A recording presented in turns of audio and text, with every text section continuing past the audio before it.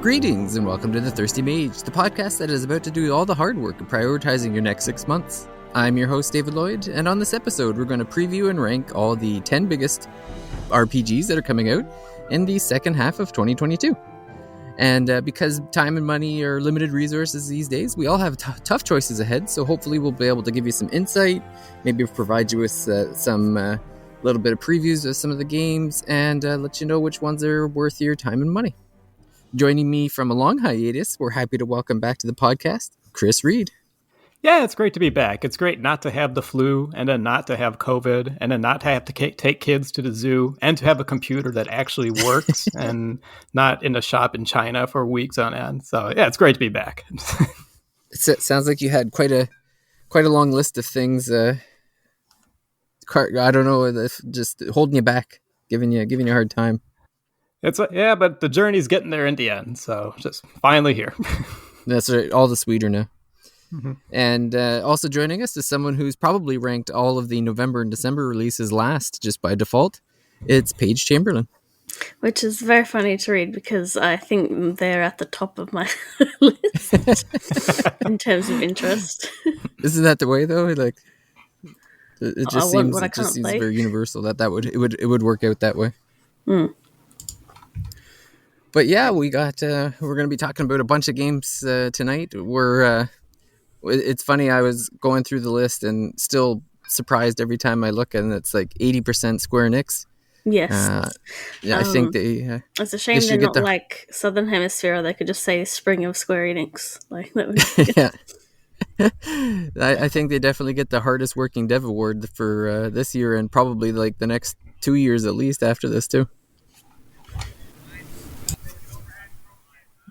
But yeah, we got a whole, I would have to say, I don't know, it's like 7 out of 10, I think. I don't want to spoil this podcast, but I think about seven of the games are Square Enix. 3, 4, 5, 6. and we haven't even, we're not even considering a bunch of games because we got like DQ3. I don't know if that's just going to drop it whenever it's ready. And then Live Alive just came out. They already did 2 of those kind of games this year. Yeah, that's right. Then they still got Final Fantasy 16 Rebirth. Their release schedule is insane. But I know it's been a while since it's been on the podcast, so maybe before we jump into what's coming, Chris, why don't you give us? Is there anything in particular you played over the last couple months that you thought deserved mention before we see what's coming up?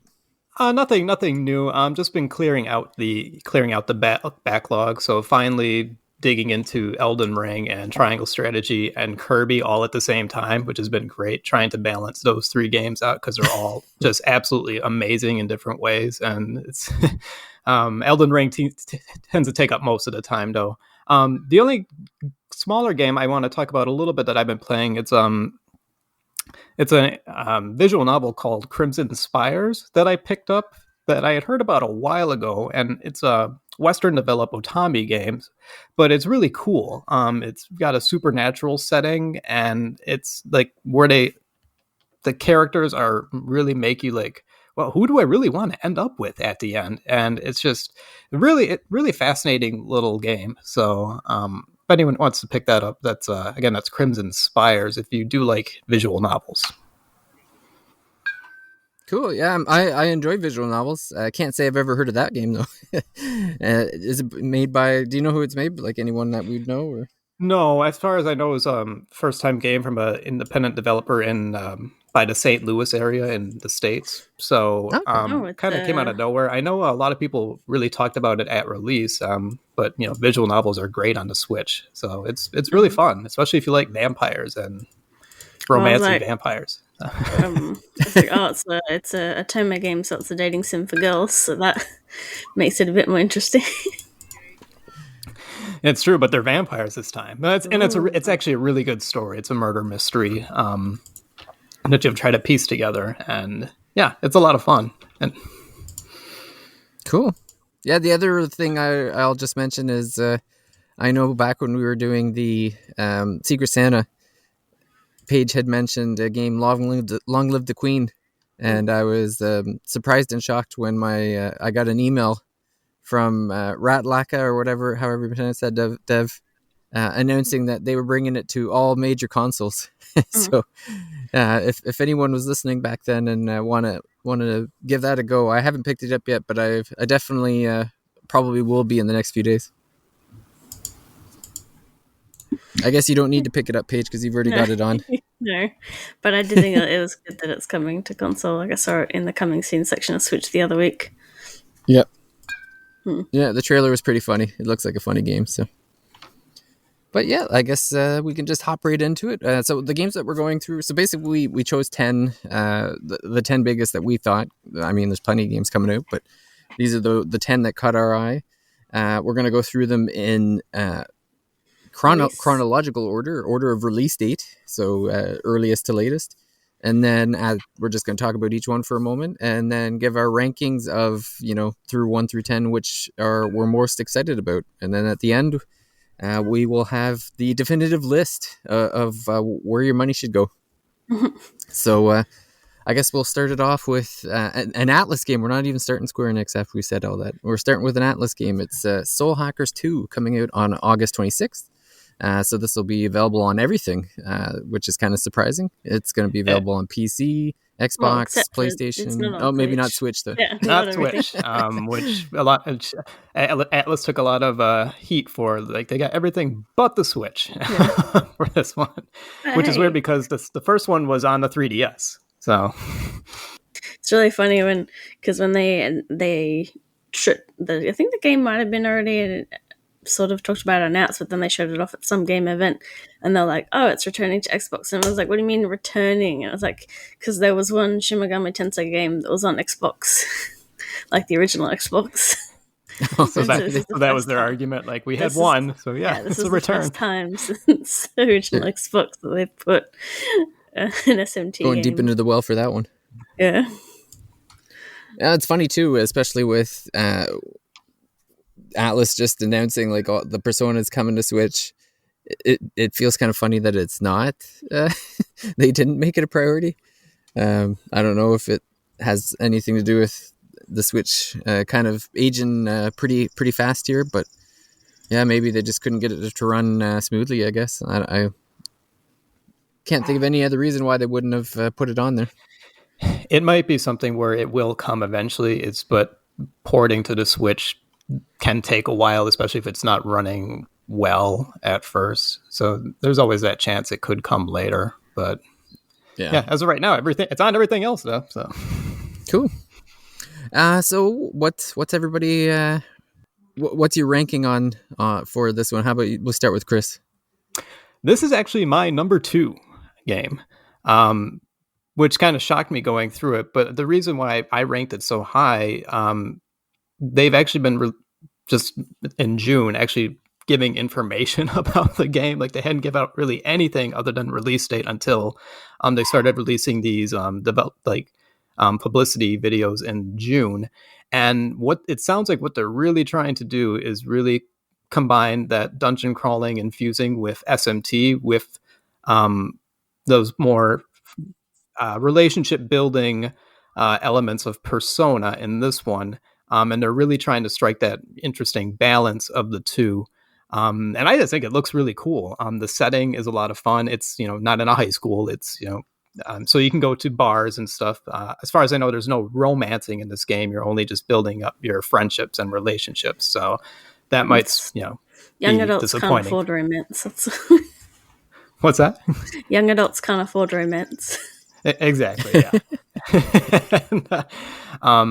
But it just seems like they're putting a lot more emphasis on telling a really good, Gonzo anime story with this one combined with that. And there's a lot of interesting little things too. Like, so when you get to a dungeon, you can send your demons in to like kind of recon the dungeon. So they'll find the items and they'll find other demons in there for you. So if you go up to him, be like, hey, this guy, talk to him. He might want to join us up. Little things like that make it sound like actually pretty neat.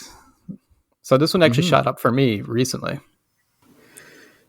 Yeah, I had a similar experience with another game, so I know all about the getting on the train of the hype train. So, how about you, Paige? Where do you have this ranked on your list? I have that at number 4 because it is definitely one I will purchase. Not enough to spend the $200 plus international shipping to get a special edition. Most because I just wanted the Jack Frost figure and the other stuff wasn't worth my money. But yeah, I've never. Yeah, I was gonna say Persona is the only Shin Megami Tensei spin-off I've actually played or anything from that series. For some reason, before they showed it off, I initially had it confused with, I think the Devil Survivor, because Devil Survivor is the strategy RPG one, whereas this is more like the first Soul Hackers is just the normal dungeon crawler, and then this is that, but with the modern format of walking around. Yeah, because there was the Devil Survivor and then the Demon Summoner spin-offs, which is where the Soul Hackers came in. So that's I can't even keep track of what they have. They're actually just calling the Soul Hackers too. Like they completely shut off the SMT label on it, which is probably smart. But yeah, it's definitely one I'm interested in picking up. I like the way the characters look and the sort of design of it, and yeah, I think they're going for that bridge in between Shin Megami Tensei and Persona, so because they've still got some little light social elements and things like that, but it is more of a general focus on the gameplay. Mm-hmm. Yeah, I had it. So I had this pretty low on my list at 7 for 2 reasons. One is that I'm a little concerned I'll still be playing Xenoblade Chronicles 3 by the time this comes out, because Xenoblade's probably going to be like 100 and something hours, and it comes out at the end of July, so there's a little bit of risk there. And secondly, as mentioned, there's about 7 Square games on this one, so for me, Square typically takes priority. So it's behind a whole lot of the games. I mean, this is a pretty impressive list, so it's quite possible I'll end up buying everything on this list if the bank loan comes through. But think of the children. Otherwise, it's I'm excited about the game, but some other things might have to take priority. So the next game we got on our list is the Diofield Chronicle, or hopefully I pronounced that right. This is our first Square Enix game, coming out in September 22. So this one actually is supposedly on everything. It's on PC, It's on Xbox, it's on Switch, it's on PlayStation. This one for me is very much like Chris with Soul Hackers 2, where I saw the initial trailer, didn't think too much of it, kind of thought it I don't know, wasn't all that impressive or didn't really catch me. But then a recent trailer just came out. I don't know if it was using to me it almost seemed like it was maybe the original trailer I saw was using like some pre-built footage or something, because it looked way better this time, and also it focused a lot more on the actual combat, like the strategy RPG combat. So it really sucked me in. So I was really hyped on this one now. Hyped so much that it skyrocketed to number 1 on my list. What? Wow. Jeez. Keeping your list a secret from us. That's Meanwhile, I've put it at number 10. So it is probably a fine or pretty good game. But one is that they kind of left the actual announcing the date pretty late, and everything's already sort of filled in, so it's very much last on the priority list for me to get. Although it wouldn't matter if they did the special edition in English anyway, because it wouldn't be released in my region. But like Live Alive, this one has also got a board game thing coming with their Japanese special edition. Oh, really? So cool. Yeah, this one was number 4 for me, and I'll just correct me if I'm wrong. Everything I've seen of this, especially that latest trailer, does this basically just look like it's Square doing Dragon Age? That's kind of what, especially when you look at the combat. It's like it's the pausing, it's real time, but you can pause. I just got especially Dragon Age Inquisition vibes, like when they show like that map, and you can choose what to do at the map, and so I mean. Square doing Dragon Age sounds awesome to me. So It's funny that this list is a whole lot of Square doing some other game. Yeah. So it'll be interesting to see what exactly it is when it gets here. But yeah, I don't know. And then a lot of there was like I guess they showed a lot more story stuff too, which was like the political intrigue of the different countries and stuff. Which I mean is kind of every RPG, but it's still it I don't know. It's quite possible that I'll get the game and not like it, and then blame it on the whoever made the trailer that just happened to perfectly encapture everything that would Yeah, get me those darn interested in it. marketing people, how dare they know Yeah, what we want? damn that PR team. Next up on our list is a game I'm gonna get in trouble for because technically this should have been my number one, and had I not played the game already, it would have easily been my number one. But this one is Trails from Zero, Legends of Heroes Trails from Zero, and maybe we'll start. I'll finish up with my number because it's going to be shocking to some. But Well, we yeah, how know about Jordan put it as Trails as number one. yeah, Jordan couldn't be with us tonight. He got ill right before taping, but yeah, we should point out that this was his number one hyped game. So he's doing the heavy lifting on my behalf. Yeah, this is very good to preface all this ahead of time before David drops his number. So. Yeah. How about you, Paige? Where's this on your Well, it's priority interesting list? that it's September. I guess it's because I think in Australia it's like October, like mid-October. So it's at a 7 because I did pre-order it, but then a lot of other stuff is coming to the Switch in October. And like I've said before, the September to October period, I won't be working. So it's kind of like I can pick up one or two games, maybe. Yeah. So that's in the, want to pick up, but probably won't when it comes out category. Yeah, in North America, it comes out September 27th on Steam, Switch, and PlayStation. Yeah. So it's in like I've got like about 3 tiers. It's like not getting it all, will eventually get, and then is definitely getting. So it's in the eventually pile. Yeah. How about you, Chris? This is my number 3. It's Legend of Heroes.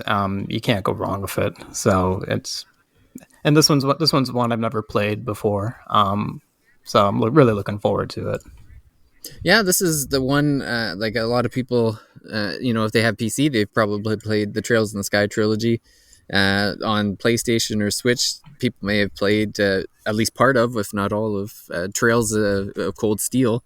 But yeah, the Trails from Zero and Trails to Azure are both definitely games that they relied on fan translation, so not everyone got it. And then even Trails to Azure, the fan translation was only available for like 48 hours because NISA ended up purchasing that translation, or at least the people that made it. So they took down the translation very quickly. But yeah, I was there on day one, so luckily I got a copy. But yeah, for me, I got it at number 5.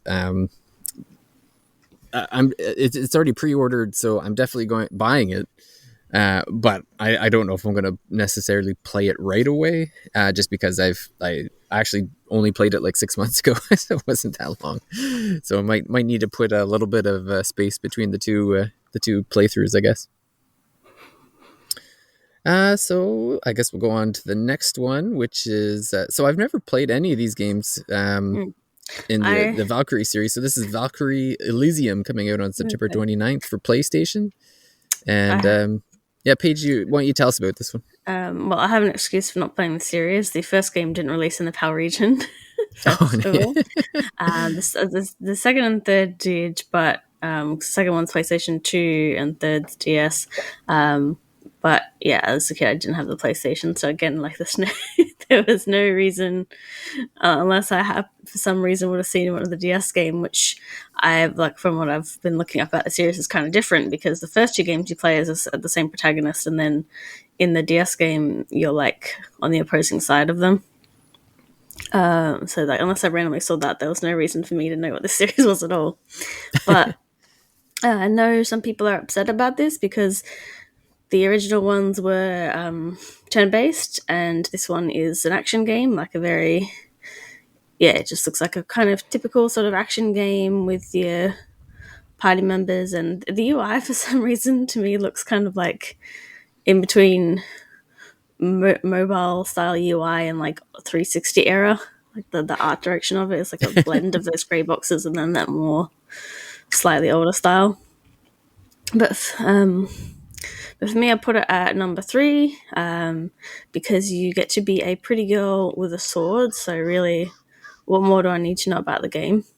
And also, they are porting. So the first game was a PS1 game, and then they did a PSP port, and the PSP version is getting added to the PlayStation Store. So either with the digital deluxe version, or just you can buy it separately, so you can play the first game as well. So I'll be picking this Valkyrie profile, I think. Yeah, I'll be picking that one up, and they've also added some minor features to that like fast forward and stuff, I think. How about you, Chris? Yeah, this was my number 8, which doesn't mean and again, to remind people, we're not like dismissing the lower numbered ones. But this one, once they actually showed it, was pretty disappointing. I was a big fan of that first game, which blended, Metroidvania action with turn-based combat. And to see what it looks like now, it doesn't look, from what I've seen, it doesn't look like anything particularly special. Looks a lot like an ease game, but maybe not quite as good as an ease game based on what they're showing. Now it could be fantastic, right? So who knows? So this is one where it's like, it's not doing anything for me right now. I agree with Paige. The UI does. That was my first thought when I was looking at it. It's like, did they not update the UI? It looks pretty old. But it could be a great game. So this is one of those like, I'm going to wait for reviews to hit before really seeing about this one. We also saw that Jordan has put it as number 10. Yeah, it was kind of unanimous on our end on the lower end, because I also have it as an 8 myself. Not so much because of the game, but it's more because I had actually planned to play the other Valkyries. I think I had actually just bought one recently. So to have so I guess, I could play the newest one and go back, I guess, but well, like I said, they're releasing a port of like the PSP version of the first one, so that'll be the easiest way to get it.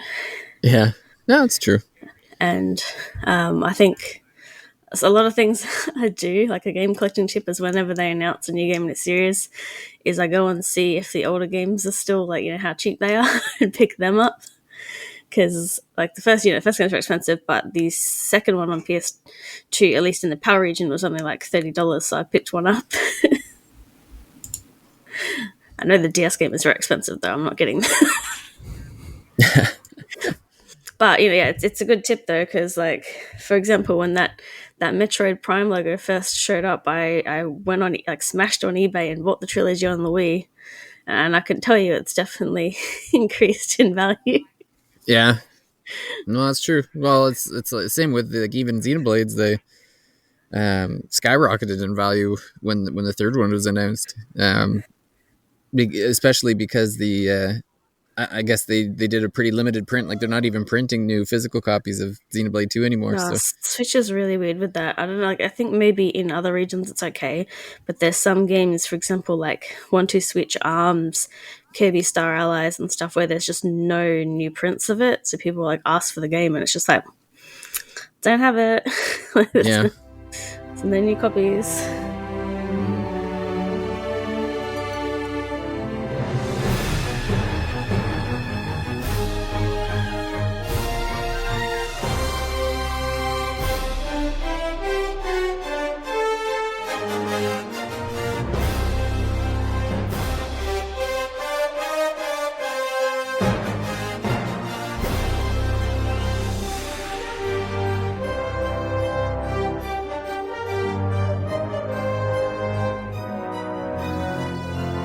Well, speaking of Switch games, we got we have a Switch only game next up on our list, and that's Mario Rabbids Sparks of Hope. So that's October 20th release date for that one. And Chris, why don't you kick us off on this one?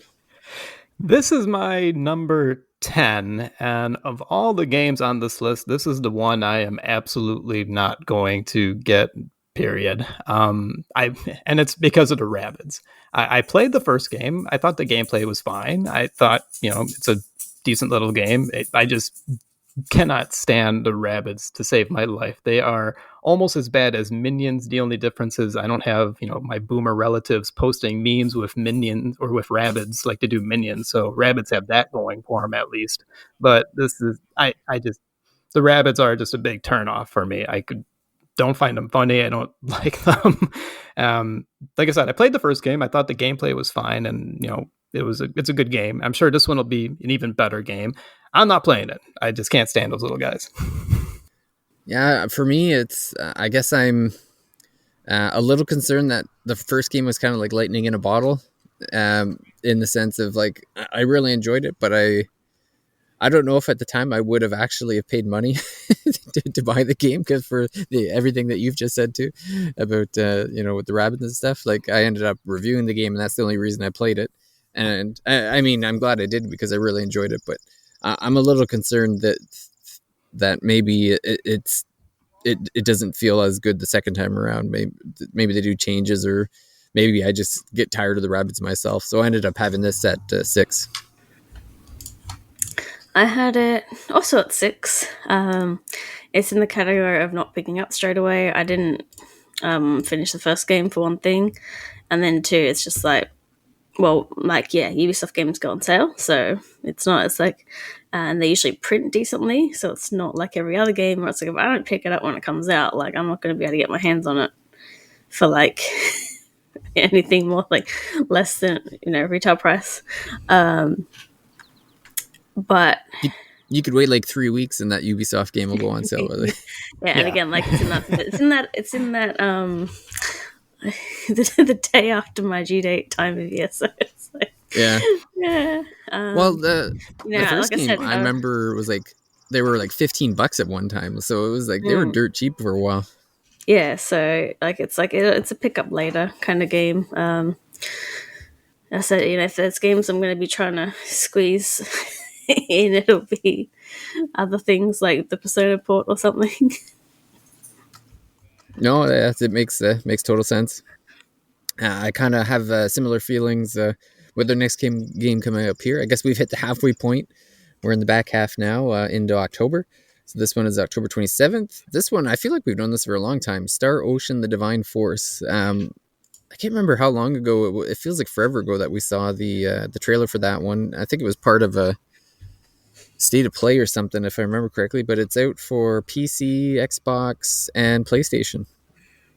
And this is a perfect example of what we just talked about, where you buy the earlier games because you notice that they go on sale. So I actually picked up a couple Star Oceans on PlayStation. I played like the first couple hours of it and then got distracted by something else. So I'm not exactly, I can't really say too much about the Star Oceans. For me, this one's number 9, mostly because I fell off that Star Ocean. So it's so early on. So I'm like a little concerned that I'll have the same kind of experience with the next one. How about you, Paige? What's your feelings on Star Ocean? 9. I'm probably not getting it. I don't know much about this particular game. I do know that the last one was not particularly good from what I've heard, which was the integrity and faithlessness. The only thing I know in particular was that it was really short, was the major complaint. Like, it was kind of ridiculously short. It does have, it did have one character that looked very attractive to me, but that wasn't enough for me to pick up the game. But I have access to, I think, one of the older games to play first, so if I want to get in the series. Mm-hmm. Yeah, you probably got the same one I got. That one, and my husband really likes, I think it's the Till the End of Time one. Okay. So I think he got that on the PlayStation. And just before Chris gives us his, I also want to mention that Jordan also had this at 9, so another pretty low. I think for the same reasons. I don't think he's played, or I'm pretty sure he played the Retro Star Ocean that came out on Switch, and I know I'm pretty sure he didn't like it because I remember playing it at the same time, and I'm pretty sure we both just like fell off after a few hours. But yeah, how about you, Chris? You have this as the highest, and I say that with a grain of salt because it's not, you don't have it much higher. Yeah, it's still in the bell curve of the lower end. I got it at 7. The more they show of it, the worse it looks, which is pretty impressive for a game.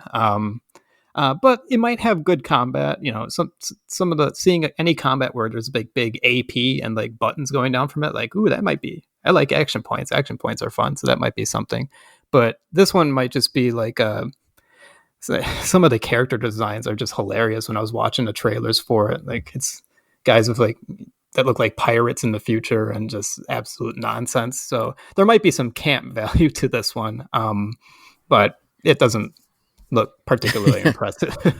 Well, the only thing I remember from the original Star Ocean is that I don't think it was like First Departure R, I think it is, and it had a pretty bonkers story. It was something. There was like some time gate that was on a planet, but it was like supposedly no one was supposed to use it, but it was so unguarded that they were able just to walk into it and use it to go back in time, and then they end up getting like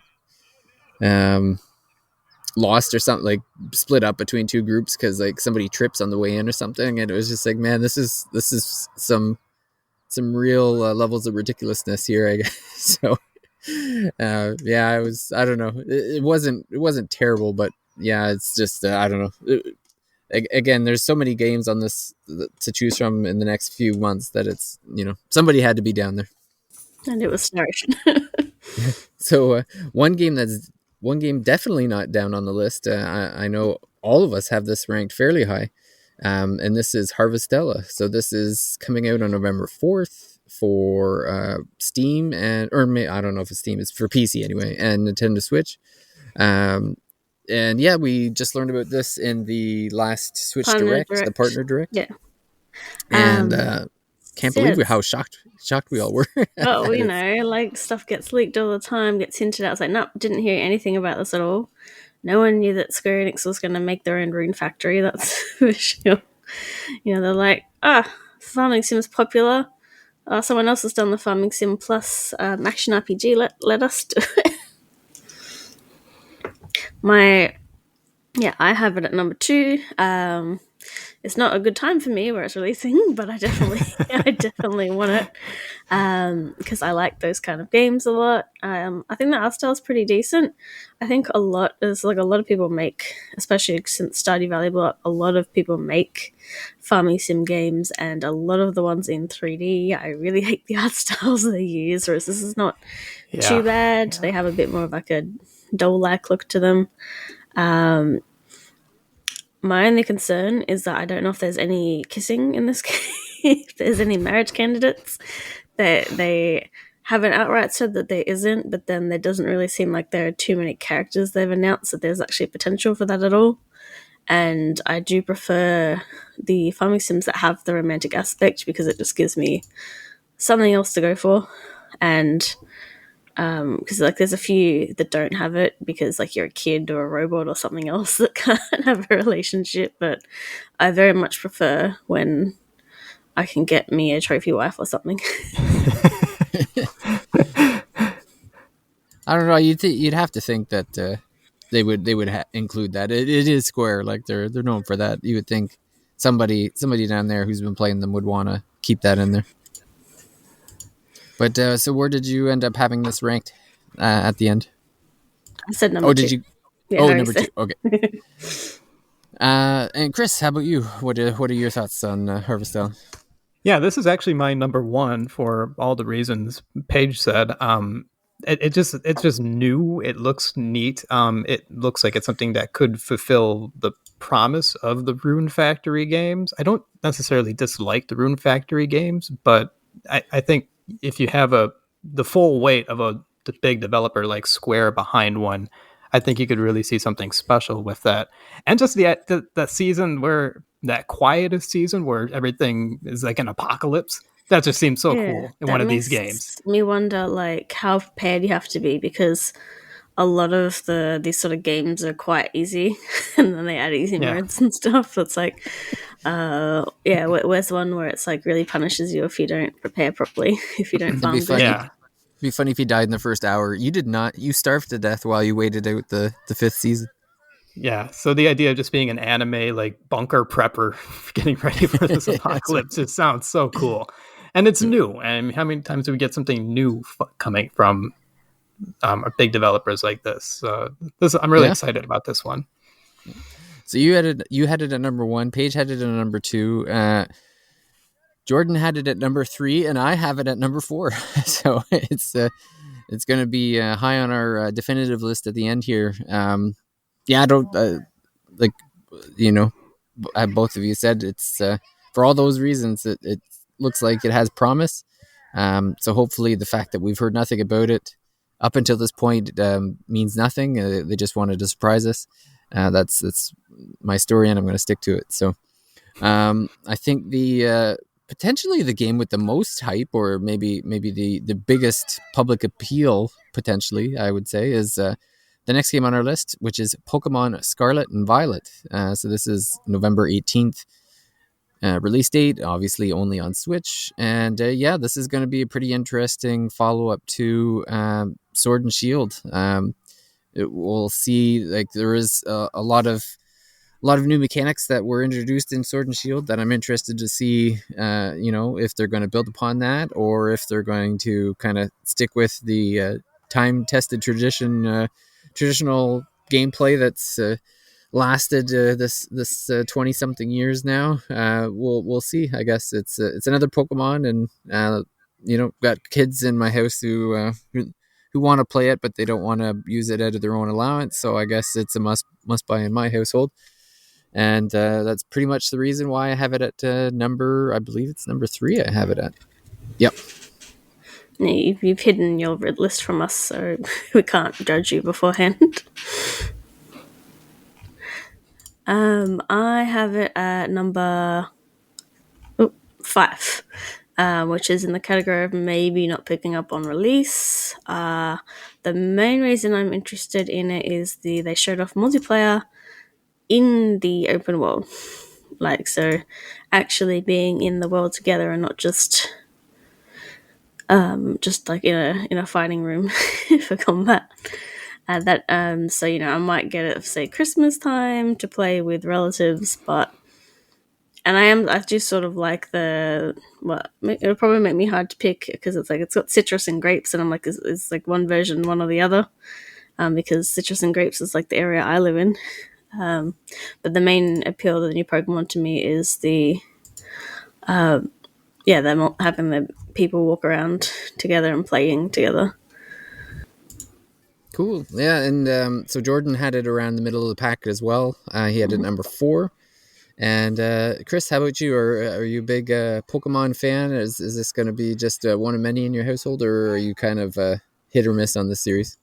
I'm hit or miss on the series. This is my number 6. Almost every single Pokemon game I play, it's like I play for about almost 20 hours, and like I'm good. I've got my fill of Pokemon this time, and this might be the one that changes it, depending on what changes they make and what influences, like how much from Pokemon Arceus gets molded into this one, right? I honestly haven't been following too much, so that they might have shown that already or not. I don't know. But this is, just kind of waiting to see like what people say about this one. Maybe pick it up later. Cool. So we are down to the final 2, and they are both Square Enix. And so this one, if Casey was able to join us, I'm pretty sure Casey would have this at number 1. Yeah. Jordan has it at let's see here, where did he put it at? He put 7. it at number 7. And maybe I'll kick it off because I know who has it high. So we'll start a little low and we'll work our way up here. I had this one. This one's my number 10. It's not that I don't think it looks cute and think it would be fun. It's mainly completely based on just a whole lot of the things that I'd probably play first, I guess. So I'll probably wait for a sale on this one, but I guess at the end of the day, it's probably the one I'm least likely to pick up. Based on the rankings, where I guess that would put. How about Chris? How about you? What do you think of this one?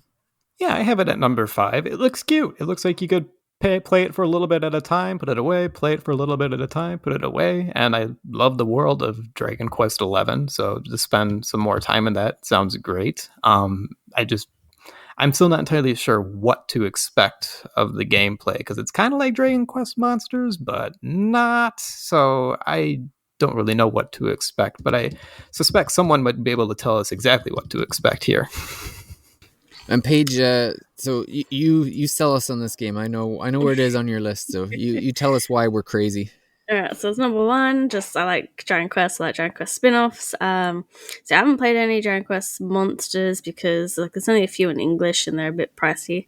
So this one, it's sort of Dragon Quest Monsters in that you have female people and you have monster people and you put them in your party, but the combat is action based, that's my only concern really, because I think they sort of fixed in builders too, but sometimes the range and your physical attacks in the first builders was way too small for a game where if you run into the enemies that also hurts you.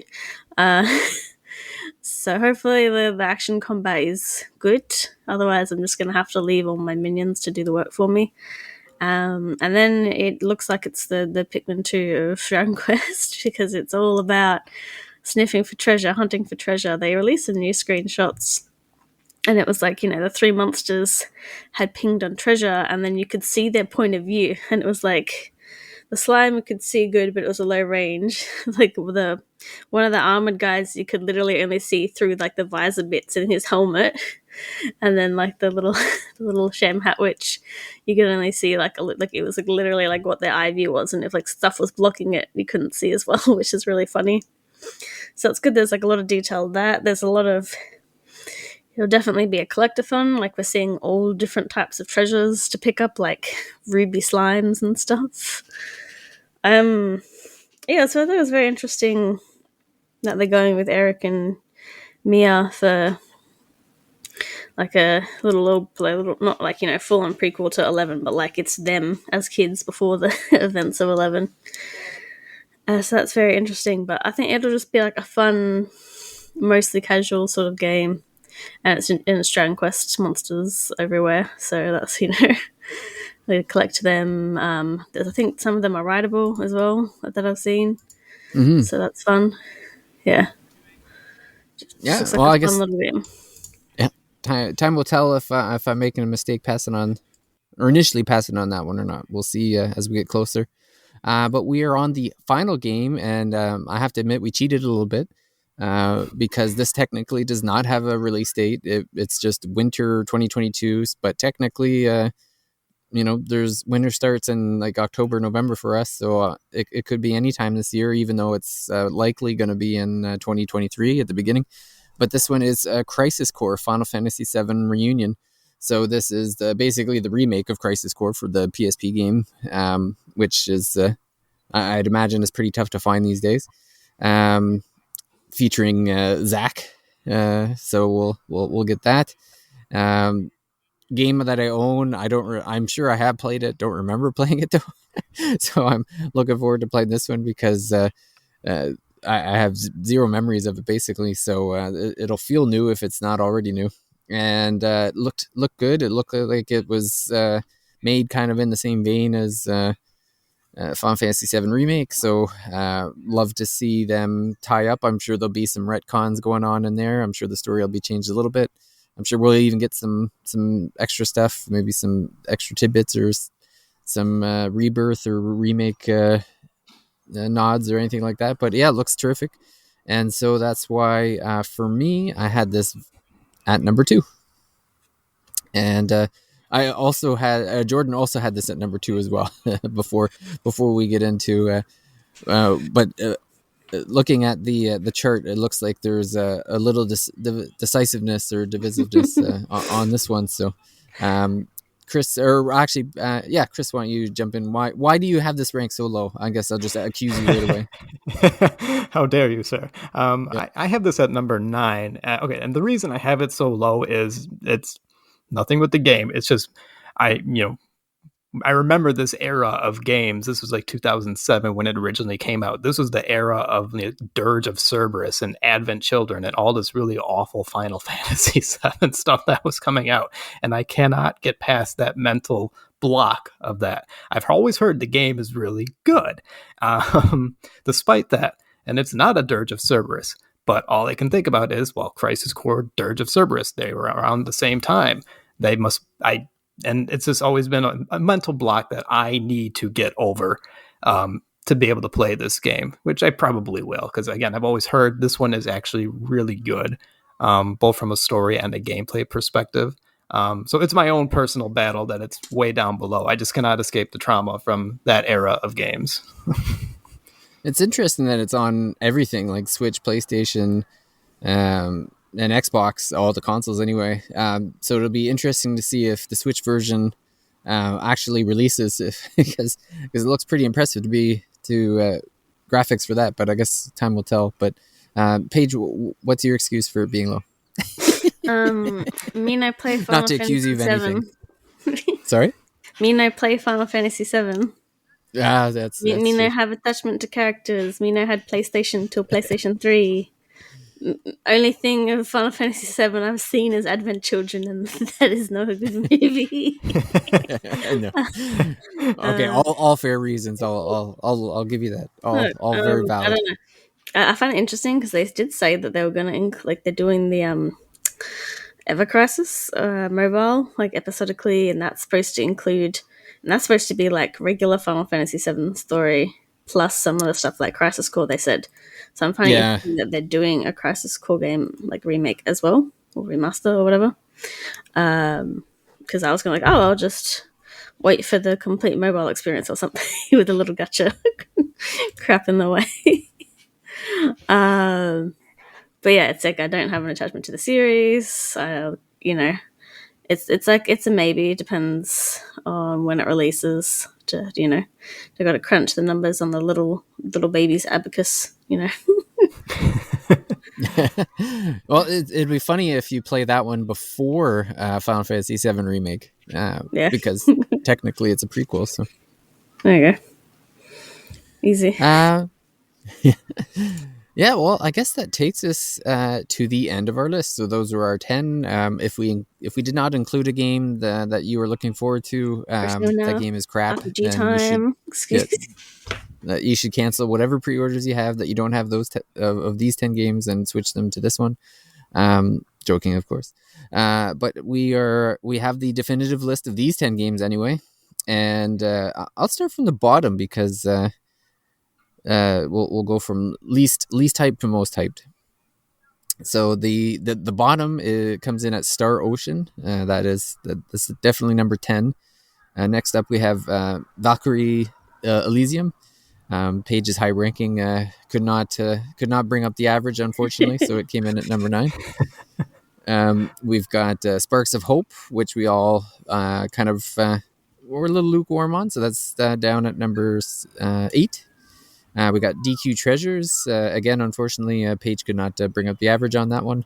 So DQ comes in at number 7. We got Crisis Core, right in the middle because we had that divisiveness. So it's in at number 6. We have Diafield Chronicle at number 5. Soul Hackers at number 2. Pokemon at number 3.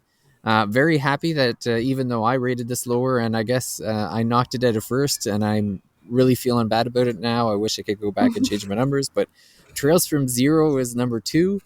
But I don't feel so bad because this game actually was my number 1 for the longest time. So I'm not going to complain. Harvestella is officially the Thirsty Mage most hyped game for the rest of 2022. Our list is infallible. That's just what it is, No one Sure. can argue it. Nope. You're saying because obviously we've The numbers ignored don't lie. July releases with the 3 RPGs coming out at the end of this month. There are 2 games that don't have a release date that are supposed to come out this year in the RPG category that we didn't mention, which was the Hogwarts Legacy and One Piece Odyssey. So are either of those something you guys are interested in? Maybe One Piece. Definitely not interested in Harry Potter. I've never read any books, never seen any movies. Well, it's set 100 and something years before, so problem solved. Yeah, and it's kind of isn't it set up to be like an MMO or something? No. That might be a different game I'm thinking of. I know where you're getting your ideas from, but for me, I'm interested to see how that'd turn out because you've got to go classes, you've got a whole story thing to do. So is it kind of like Bully where you can go to the classes, but the actual story progress doesn't happen until you do the outside story stuff? The balance of that will be interesting. And One Piece Odyssey looks like Dragon Quest One Piece, so it's a different developer this time. I was going to say, there was Koei Tecmo did a fairy tale RPG. But no, this is Bandai Namco and Ilka are doing this one. But it definitely looks, very, hopefully they take enough inspiration from Dragon Quest because it is a turn-based RPG, anime art style. I hope it'll be good. I kind of just want to support it just because it's a turn-based RPG. Yeah. Those are dwindling. So I've never read or watched anything of One Piece, which is pretty amazing because there's how many episodes? Over 1,000 of that show, and how many manga? But whatever. Well, I know the manga's turn-based, over 1,000 chapters, so probably better just reading it than watching it time-wise. I'm sure it'll finish in about 5-10 years. I think we're heading towards the last arc, which has me concerned. There's a lot of places they still haven't been yet, and I'm like, are they going to go to the giant island before the end of before the story concludes or not? But I'm definitely excited for that game. It depends when it comes out because they haven't announced it yet, and it's already really full of games. So. Well, yeah, that's the thing is we're kind of getting down to the end of the line here, where anything might end up having to be a shadow drop just because we're closing in on the fall now. So I guess we'll have to see what else comes out. I can't imagine anything else is coming out from Square like that.